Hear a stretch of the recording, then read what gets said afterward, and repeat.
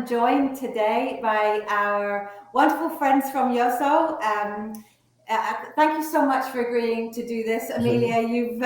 You've joined us on several occasions throughout the years when we started the Taste Your Future campaign, and also for FoodGrads. Always looking for inspiring people that are just starting out in their career.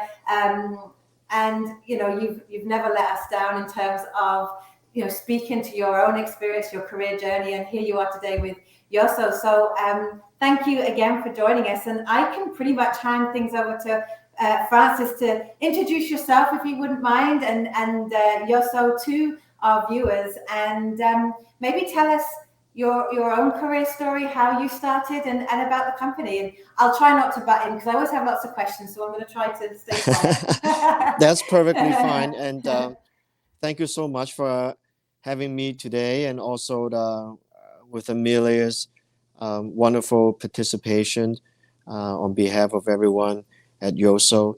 I'm Francis. I'm the co-founder of Yoso, and we're a family-owned business. Proudly to say it, a plant-based pioneer, especially comes to yogurt type and probiotic spread type products.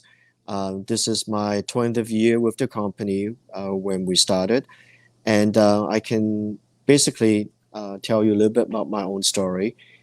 Came from Hong Kong in late 80s, got my education, and I decided to attend University of Guelph as my post-secondary education in agricultural economics, and I went for an MBA in agribusiness after that.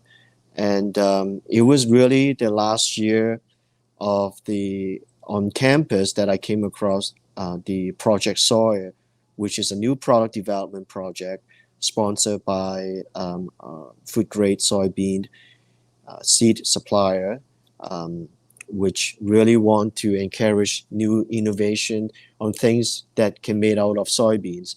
I'm very fortunate. Both my brother and myself, we came from a heritage of manufacturing and commercializing soy milk, based in Hong Kong since 1940. So there's a bit of heritage and family background that I came with. That when I saw that notice, I thought, let's give myself a taste of what an entrepreneur would be like, and enter that competition, and track my brother, who is a food scientist, to come up with a soy spreadable concept as an idea, as a concept to compete in the contest. We didn't win the contest, but we end up working on it and persisting, trying to perfect the formulation, the recipe at our home kitchen. And that really became the first product that we have introduced after working a year and a half in our home kitchen, and we launched that in 2002. And I noticed there are some other questions that I should address as part of the introduction, and this is actually my first business and also my first job. So definitely learning by doing is very much my everyday experience. It's a little bit less right now after 20 years, but it's still very much of the mindset, because a lot of things you don't venture out, you just don't know. And obviously with some accumulated experiences. And now I'm overseeing, mostly responsible in sales and also in new business development. So I'm more of among everybody else, also a bit of ambassador when it comes to consumer and customer outreach, and presenting new products with our customers, and be a good spokesperson as a co-founder of the business. And very happy to be here today, and I think that's basically my story. That's amazing. The drive to start a business. You mentioned entrepreneurship. It's very humbling, I would imagine. I know that I dabbled when I started FoodGrads 5-6 years ago now, and I found that you become humbled very quickly about what you don't know. Would you say that's, you kind of feel confident in the pieces that you do know, but when you run your own business, the pieces that you aren't so familiar with and not so good at, I think is probably the best way of putting it, really come to light. Most definitely, and you are right. And I think feeling humble, I would say is the right mindset, because you realize there's always the opportunity should always be what else we need to learn to advance in order to keep moving forward. And I think that's the drive. And the drive sometimes gets a bit dry, and it becomes a bit of determination, and you have the determination and you feel back a little bit on the passion. And I think that's a journey of what an entrepreneur, I think most of us deal with it every day. And so it's definitely every day it's a good challenge. Mm-hmm. And you're doing it with your brother, which is, I think helps having a partner. When if things are getting very stressful or busy or challenging, there's two of you that you can share that burden a little bit, I guess. Yes, it is. It's definitely a great asset to have when it comes to um, sharing and leveraging upon each other with our different skill set. And so we can focus and do what we believe we can contribute the most to the company. And for example, like right now, I'm sure we have perhaps some little glitch in the production floor, but I just have utmost trust in him that he will able to deal with it. Then I can have this wonderful conversation, with everybody. That's the beauty of the food industry. There's never a dull moment, right? Yes, exactly. And you had said he's a food scientist, and he may or may not join us today. That's fine. You had mentioned there's something to tend to. He's got the food science background, and your economics, you mentioned? Yes. Okay. Correct. Yeah. So it's good to even out that skill set, bring the different skill sets together. Yes, it is. And believe it or not, even we have different skill set that there are still some missing parts. There's still missing parts as well.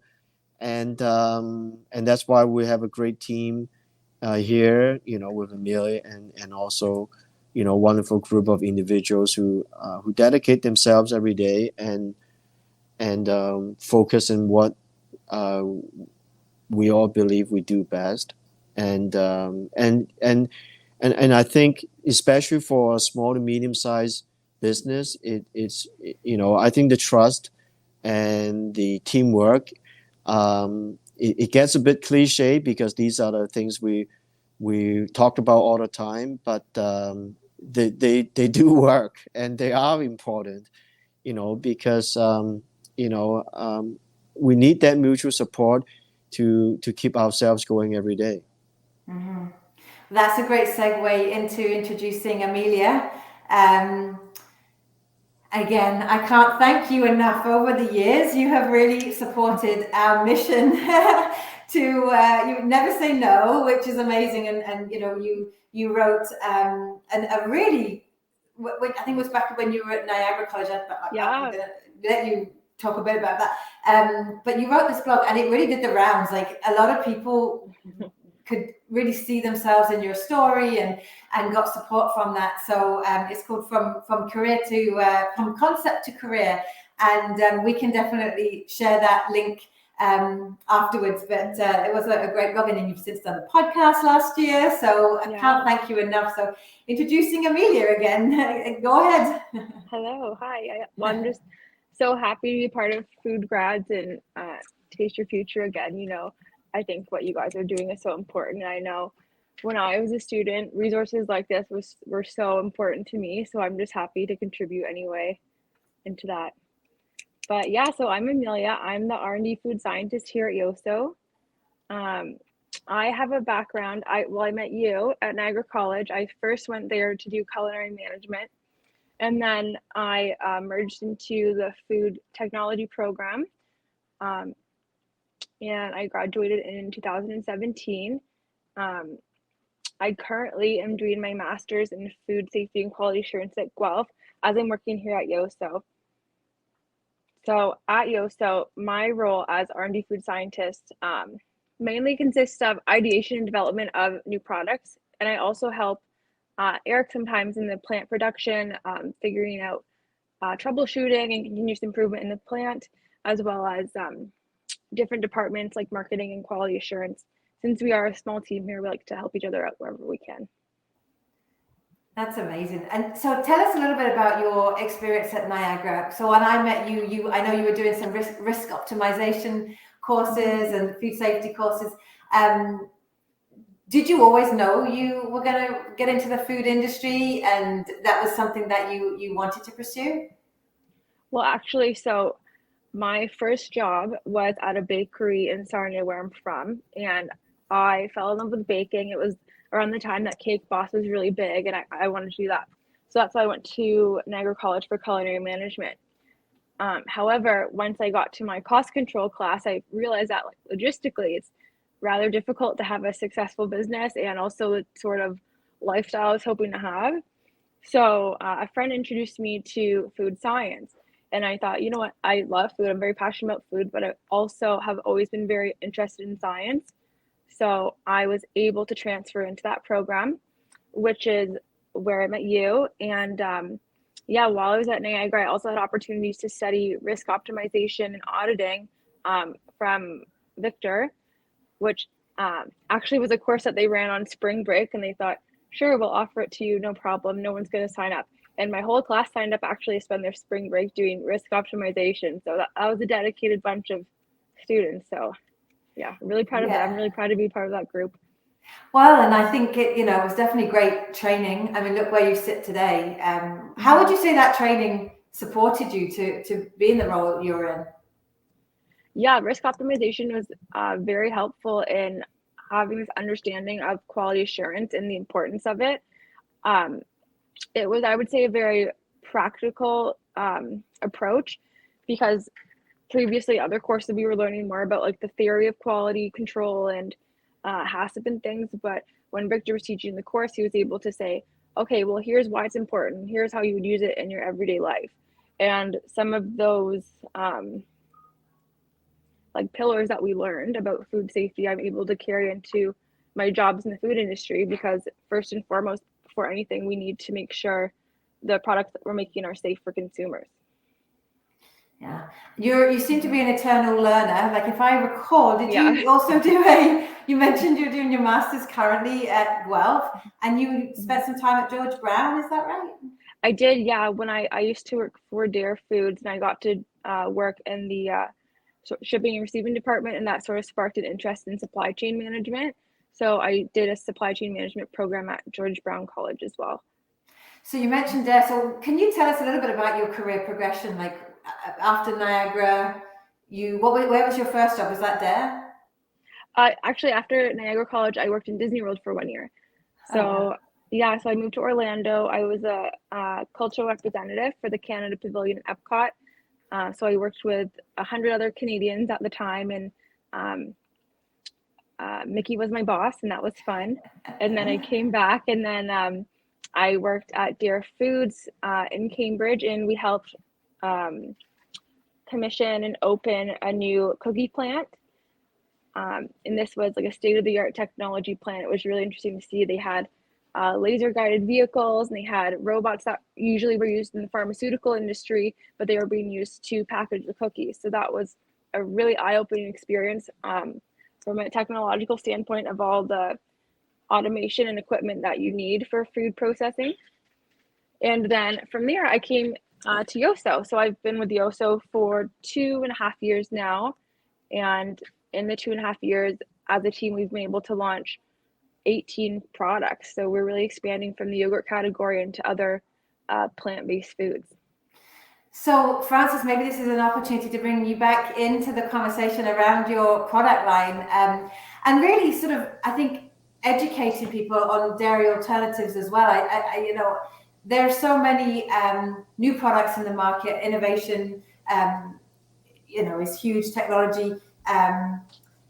People want to learn about how they can support environmental issues, sustainability. And I think when you're just starting out as a student or new grad, you don't know what you don't know.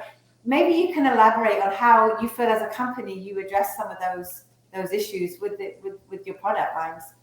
I think that's a very I think it's a very valid question, and definitely a timeless question, because I think if you ask that question in different time, the answer would always be different, because it is an evolution, and you know, we live in a liberal part of this planet, and obviously a lot of trends and products are very consumer driven, and so when we first started, it's quite obvious that most of our products are geared towards families with food allergies, and also as well as, you know, vegans and vegetarians.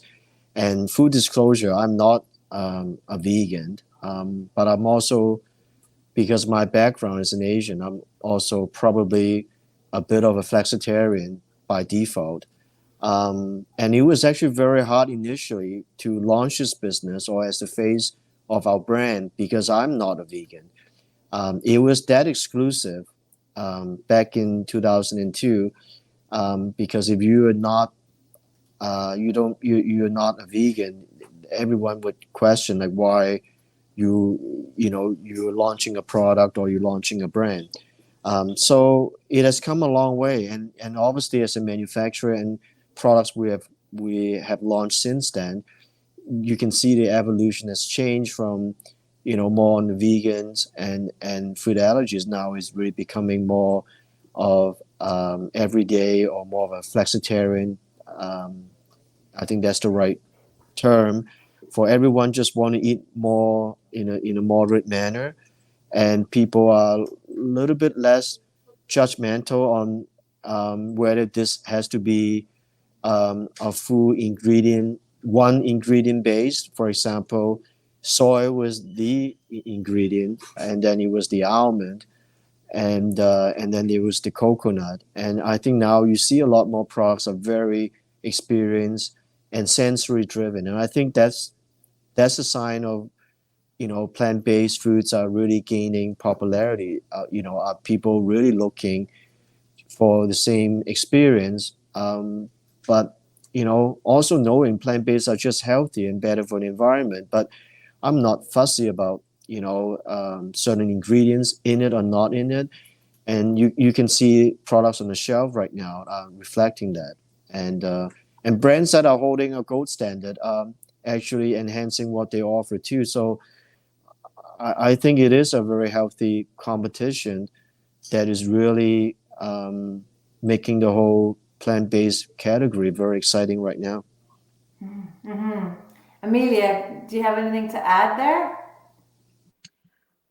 Well, I think it's, as an industry, it's been really fascinating to see the plant-based movement. I'm glad that we're able to support it. Francis and Erik really have been pioneers when you think about in the early 2000s what was available for dairy alternatives. It was very limited, and now that they've been able to stay in the game for so long and then branch out, it's really cool to be a part of. Mm-hmm. Mm-hmm. Yeah, I think, and I mean, one of the things, obviously, I sit from an HR perspective, so always around attracting people into the industry, and you know, our industry is up against so much competition for you know, employees right now. I think it's a problem across the globe, but certainly the food industry, almost before the pandemic, struggle to bring people in. It's not seen as the sexy industry when you compare it to other industries. And I think that we really have an opportunity with, you know, food innovation and with new technology, robots. You know, these are cool things that if the industry could promote it, we could really attract the next generation into a lot of these roles. What would you say, either one of you, you know, that wants to answer this? what's the most surprising thing you think a new grad or someone that's not sure about the food industry might not know about working in the industry? Amelia, you want to go first? What surprised me, I mean, even just like on a basic level, how things are made on such a large scale, so fascinating to me. Process engineering. For students, I would recommend, going to the store, finding, thinking about your favorite product or finding a new product, and then really thinking, okay, how do they make this? And then how do they make thousands and thousands to distribute nationally? Yeah, so I think how it's made was shocking to me.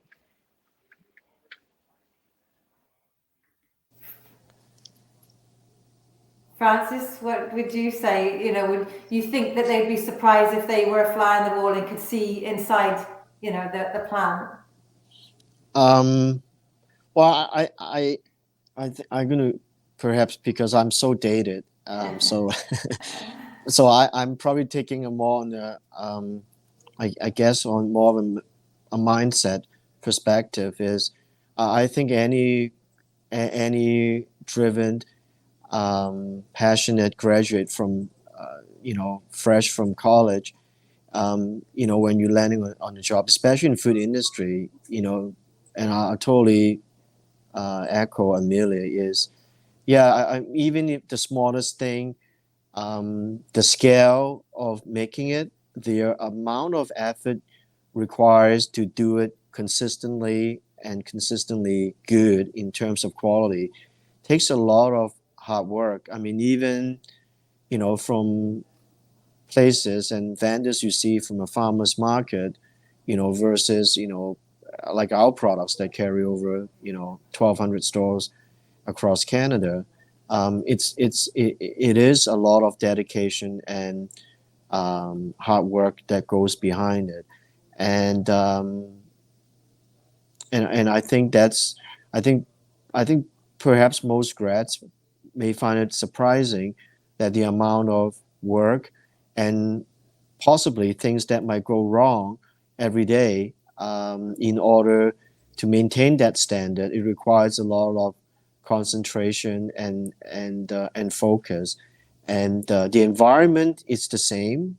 The equipment layout perhaps is the same on the floor or at a facility, but every day is really a new day. And I think I can see for most grads, they may not, rightfully they may not appreciate and see this from day one. One of the questions we get a lot from students and grads is, should I join a large company? Should I join a small company? What are the benefits of the pluses and minuses of both? I wonder if you have an opinion. I know, Francis, you said this has really been your only job, so you haven't had the experience perhaps of No. working for a larger company, but maybe you could point out what you see as some of the benefits of a small company. Well, I'm glad you asked me that, because if you ask me like whether it's working for a big company or small company, then I'm naturally biased, and I would say a small company. Um, I would say, listen, like I don't think any company or brand is perfect. There's always room for improvement and things we can do better. But one area that I'm very proud to say is we are very driven by transparency and about making sure everyone know where we stand and where we're going. And we can certainly have more town hall meetings and whatnot, but I think that's the advantage we have being a small company, is to be able to communicate that. And Amelia is a great example, like on especially on new product development, process development, challenges, opportunities, continuous improvement. She's probably, I would even say, more informed and attuned than I am, because our different functionalities in the company, and I and it's something I actually very proud of, because I'm able to have a great team to make this happen. And so we embrace everyone, newcomer, old timer, with open arms to say, you're part of the team. We're trying to do a best in what we can do, delivering best tasting quality products, and and it's a very simple mindset and common goal that we share in here, and so I think that's the advantage that we have. As long as you want to make a good effort and focus, we embrace it, 100%, and there's no. I think there's probably a little bit less politics as well when it comes to work environment, which I think big companies tend to have a little bit more of that. I would agree. Amelia, what's your take on your experience, based on your experience? I would say honestly, like my experiences in a huge corporation versus small have been very different. Both good, advantages and disadvantages in both. I when I worked for a big corporation, it was really interesting seeing just such a mass scale of everything being produced. I definitely learned a lot from a process engineering standpoint. I also had the opportunity to work like as a technician on the floor, so actually producing, like be it on the production team. Which, side note, I will say, I remember having a class with Dr. Amy at Niagara College, and she said to us, you guys need to go be operators before you are research and development or quality or whatever you want to be. It will be the best thing you'll ever do. And we left class, and my classmate says, I'm not going to school for 3 years so I can be an operator. I want to do something else. I want to do other departments. And myself having done operator experience, I learned so much from a continuous improvement standpoint that things I learned there, like I take into my everyday work across no matter what I'm doing. So I recommend that for sure. Starting, at the bottom and then working your way up. From a large corporation, yeah, it's definitely a different environment, very structured environment. Whereas when I came here to a small family company, it's nice because there are so few of us. There's lots of opportunities for cross training. So I personally get to do research and development, but I also get to work with procurement and operations and marketing and things like that, where in larger companies, I wouldn't necessarily have that opportunity. That's very true. I always say, the cross-departmental thing, you're kind of like in a larger organization, it's just not possible. Whereas in a smaller, you get to learn more. And especially if you're just starting out, you don't know what you don't know, how it all works, and how the company works, how your job affects other people within the organization and that sort of thing.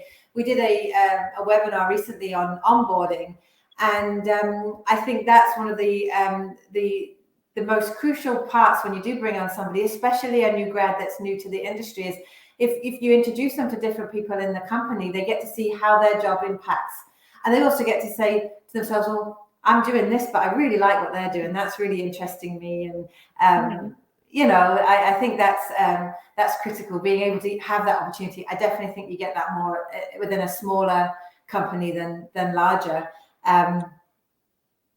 So it's interesting that you got that advice from Amy too, because she's a very smart woman at Niagara College, and it's true. I think there's nothing wrong with starting at those sort of grassroots level and working your way up.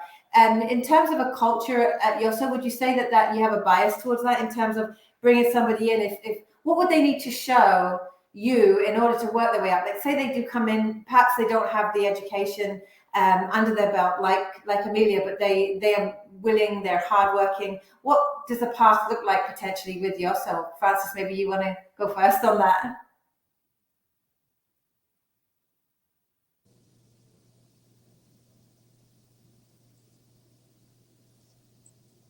I can hear you, I think. Is that my question? Yes, if you okay, I'm if sorry. you don't mind, that's okay. Do you mind to ask me again? I'm sorry. Yeah, no, I mean, we get a lot of people that don't have the education like Amelia that walks in the door and has that education. But maybe they're willing, maybe they want to learn, they have an interest in working in the industry. what's a pathway for somebody like that at Yoso? Do you welcome individuals like that? We do, and I would say there's always a bit of luck and circumstance, and I think both Erik and I are very old-fashioned in many ways, and we love hear stories like back in the days when people just arrive from another country and they can walk into a place and find a job, and if you really work hard, you would secure an employment. I think when we were few years ago, I think we're still very much into that. Say, you know what, like we have walk-ins and submitting resumes, and we would look at it, and and we want to nurture that. But truth to be told, I think we have seen a lot few of that for the past, I would even say probably past 6-7 years, if not 5 years, of people just new individuals or fresh faces come in and looking for opportunities. We've seen a lot fewer for a long time, and I think that also speaks of why I love to be a part of this interview or this session today, is really to add a voice and to advocate. Food manufacturing is a very it's fun, and also it's a pillar of what we need in our society, because food production, sustainable food production, it's very critical, and it's something that you can build a career upon if you're willing to give that chance. Mm-hmm. Lots of opportunity, and arguably you don't have to stay in the same position. You could come in as an operator, you can come in as well, Amelia, you started really on the QA side, wouldn't you say, and then moved sort of into the product development side of things. And where would you say your career could go? Like, not to say you're ever going to leave Yoso, or but where could it go if someone says, "Oh, I'm going to school. I'm going to follow in Amelia's footsteps and the culinary piece, and then QA." What could you do with your background in education? What's exciting about that question is that what you do with it really is limitless. Quality assurance, research and development, operations, like plant management, I would be like the immediate ones that come to mind. But then also, maybe you come up with a great idea and you're passionate about it and you want to become a food founder, like Francis and Erik, or you just want to contribute that way. It's hard really to describe everything you could do, because I feel, like with the right attitude and education behind you, like really it's whatever you'd like to do, like you could achieve if you work hard enough. That's true. Do you have a mentor? I know mentorship is huge, and I wondered if you actually had people in your life that you would consider mentors. Yeah, I think my parents for sure are mentors. My partner is also very supportive. I think in the industry, again, like Dr. Amy is someone I think I've talked about her on every single time I've been with you on FoodGrads, but she is someone that that is a person that I aspire to be like. And then, it's interesting, like as we work with other companies and I meet other founders, there are a lot of people that I meet that are leaders in smaller companies that I say, oh wow, like how you are conducting yourself and you're so young and you're made this new business, like is really inspiring. There are people on LinkedIn that I really like for example, Margaret Coons, the founder of Nuts for Cheese, I think she's my age, and like her product is in thousands and thousands of stores. It's amazing. There's honestly, I could go on forever. There's lots of people to look up to here, so it's very inspiring. Networking is huge. You mentioned LinkedIn. Yes. I think that's key for any new student, or students should start their LinkedIn profile, but certainly when they have graduated and looking for work. So that's a nice segue into what advice would you give students and grads and job seekers that are looking for jobs in the industry? For example, maybe Francis, you can speak to how you hire. Like, what's your process? Where do you advertise? And where could someone find a job that's currently open with your organization? Well, we currently use pretty much all the convention platforms, Indeed, LinkedIn, and what word of mouth, believe it or not, actually still play a very big role, because it comes in some level of credibility when when it's referred by, especially by someone, an existing employer, whatnot, that we work with. And because trust and dependability, I think that's the foundation of any relationship, including a workplace. So we do. That's what we do, and but attitude is a very big thing too, and I want to kind of fill it in actually what Amelia was talking about. What I would say actually, to prepare a career, especially in the food industry, is to find a passion, and I think that's very important, because it's got to be a personal element that drives a person to make something happen. And I think once you do, and you would one way or the other connect with like-minded people, and opportunities would sort of follow you. But I think it's something that you have to induce yourself, or initiate yourself, like from yourself first, because otherwise I think opportunities are harder to happen, and sort of a mysterious thing. But I've seen that, and I'm a big believer on on that aspect as well. Yeah. Finding what you love. I mean, the thing is, a job's a job. It's never every day going to be amazing.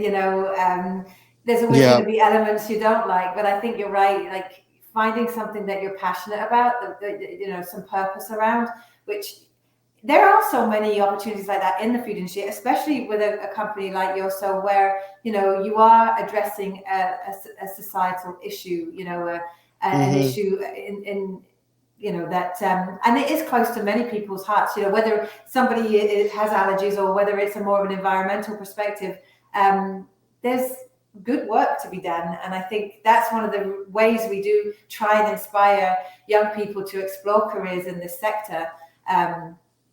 For sure. Amelia, how did you find your jobs in the past, like your different movements throughout your career? What was your sort of go-to?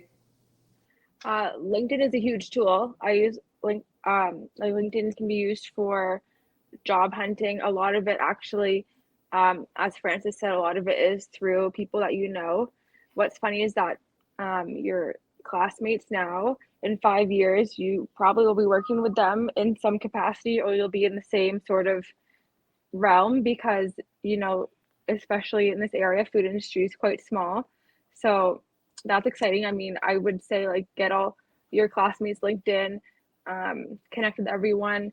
As a student, some advice I got is that on your LinkedIn profile, go look up your favorite food company, find who the people are that run it, and connect with them. Don't just follow, connect. And then if they accept, go one step further and message them and say, hey, like, I'm a student right now, but one day I want to have a job like you. How did you get to do that?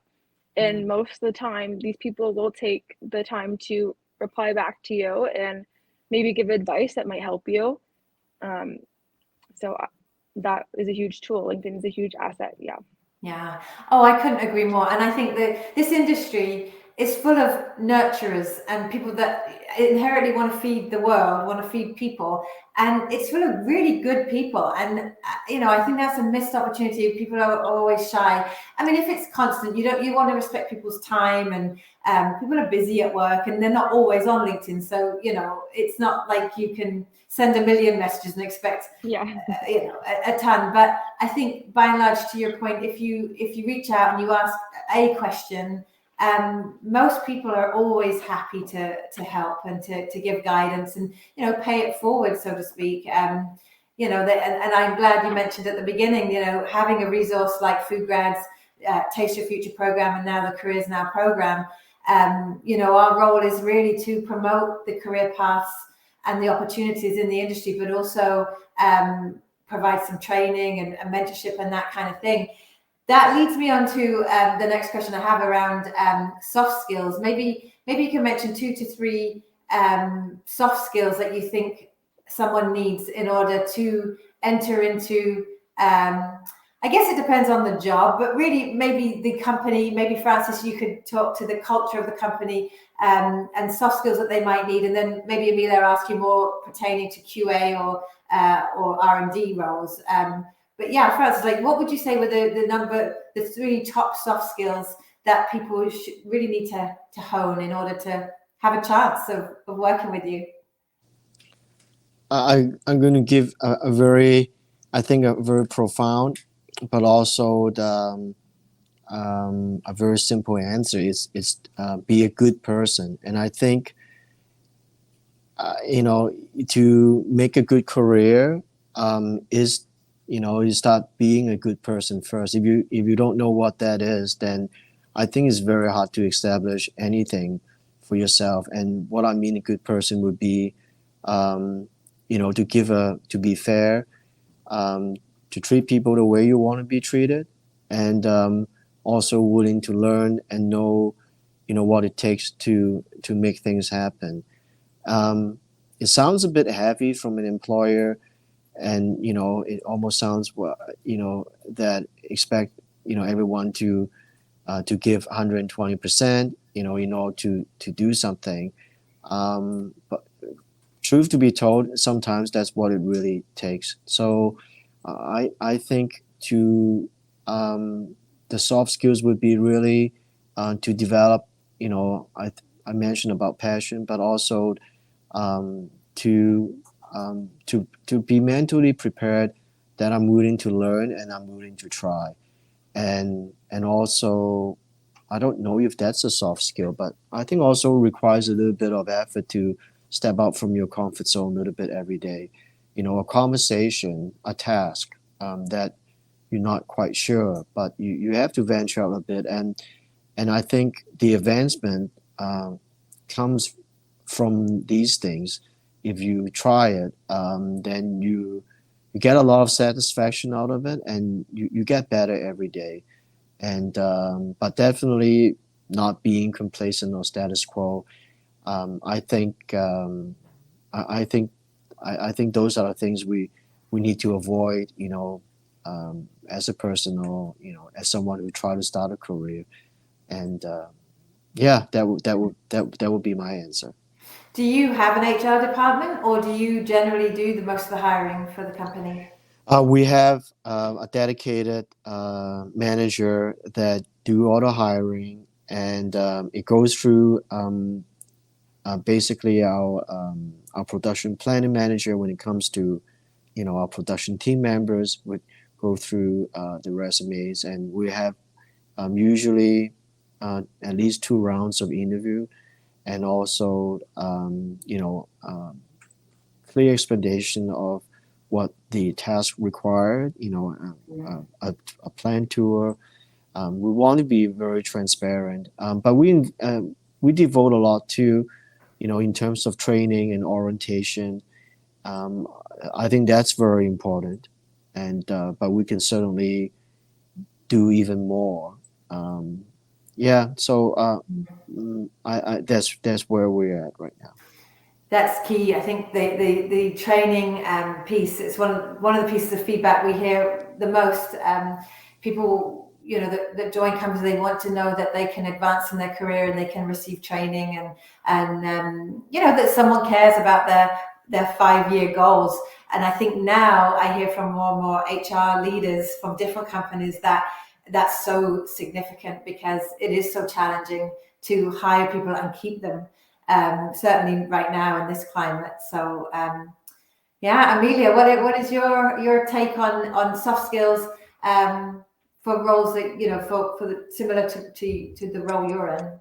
Yeah, for research and development, I think communication is a really big skill, because someone can have the best idea in the whole world for a new product, but if I can't communicate that to the team, well, it's not going to happen. Can't happen. So communication, I think, is very important. Further, I think organization is key, because there are so many elements that go into each product, as far as ingredients, as far as how we process it, labeling, packaging, everything. You have to be so organized with how you have all that information. Otherwise, it's can be jumbled up pretty quickly. And then the last one, which is my favorite, is I think it would be important to be creative. I love how you break it down, because I think people new grads especially do get confused. We throw around these buzzwords like soft skills and technical skills, and they're like, okay, what does that actually mean? How does it apply? Again, because you're not in a role, I think it's very easy for us to sit back and see how these skills apply to our positions. But when you're just starting out, it can be overwhelming. Again, this is why we are doing these sessions, so that people that are interested in these different roles can learn and put their best foot forward in an interview situation. We are reaching close to the time, so I guess I have a couple more questions. I think the first would be to Francis. What are some of the challenges facing the company right now, and what is the plan, like your strategic plan, the next 3 to 5 years for Yoso? What can we look forward to?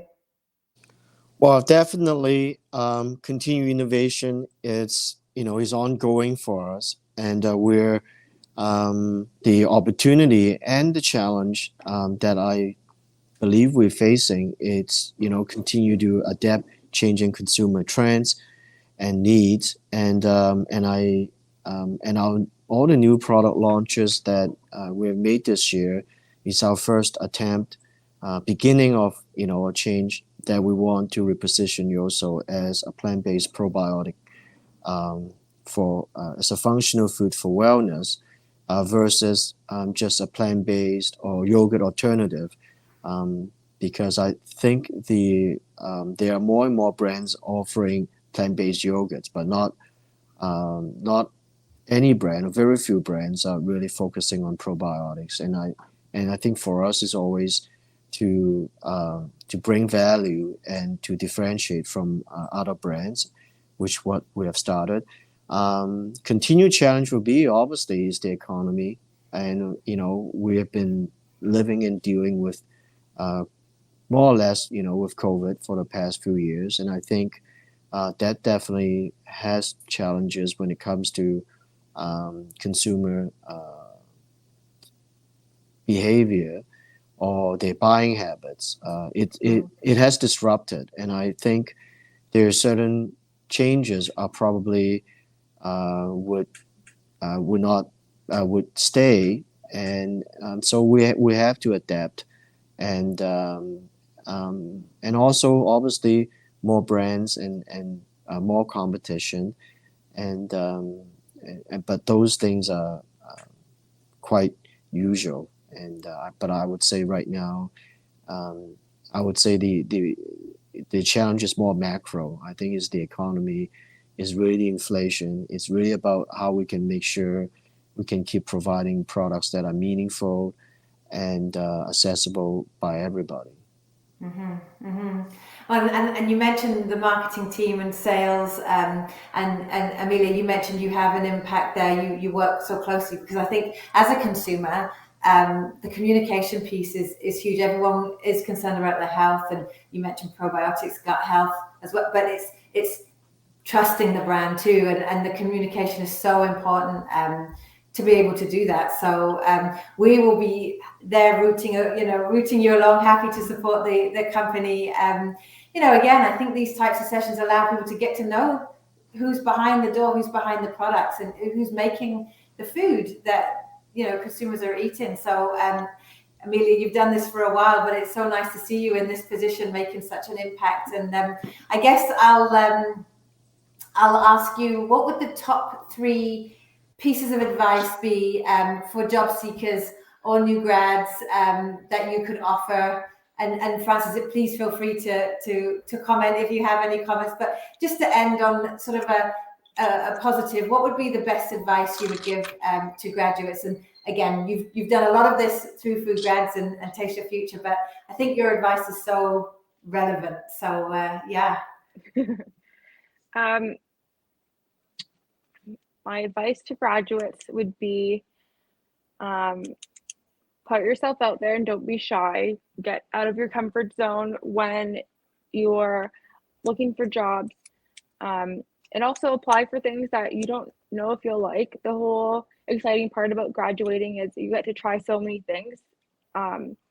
Like in real life now, you've been reading about it for so long, but now it's time to try it. So enjoy that. It'll be challenging and probably frustrating at times, but probably everything that you do, you'll learn something from. My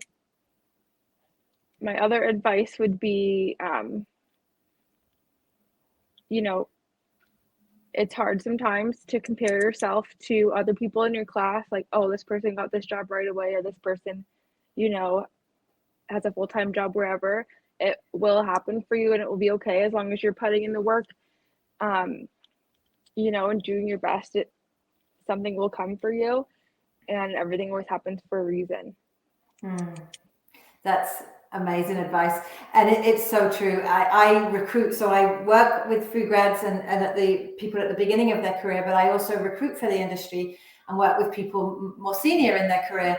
And you still have people, my age and up saying, I don't know what I want to do when I grow up. So yeah. I think, there's that misconception that everyone's always got it figured out and that they know for sure, within the first year or two what they want to do. And then if it derails, they get upset or maybe go hard on themselves. But wow, I mean, it's a marathon and it's exciting to move, and you could end up in a role that you never dreamed you'd be in, but that's what the plan was for you. So I love that advice. Any parting words, Francis, or No, I think Amelia put it very eloquently, and it's really we live in a world which I constantly feel sometimes a bit outdated, but it's very instantaneous, and I think it's very important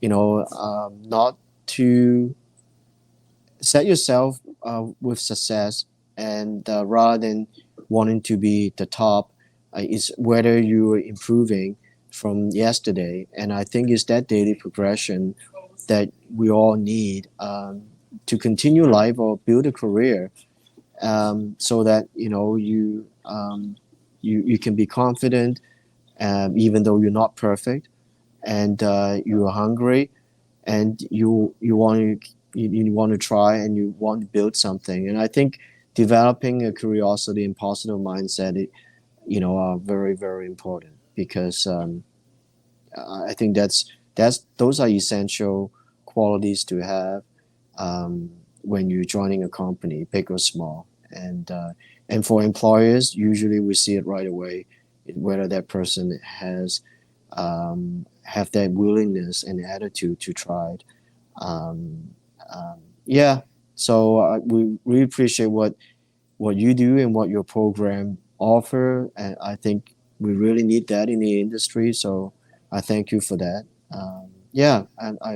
This has been fun. Thank you. Again, thank you so much for participating. We couldn't do these sessions. We couldn't do a lot of the program without employers supporting our initiatives. So thank you. Thank you, Yoso. Sorry, Erik couldn't join us, but hopefully the issues that you were experiencing have been resolved. And I really appreciate your time, and have a great rest of the day. If anyone's watching has any questions for anybody here today, please feel free to email me. My email's been on the screen throughout, so I'm sure that Amelia and Francis wouldn't mind if I fired up a question here and there if you have one. Awesome. And again, thank you so much for your time. Really appreciate it. Have a great rest of the day. Thank Take you. care. Guys. Bye. Take care. Bye. Bye.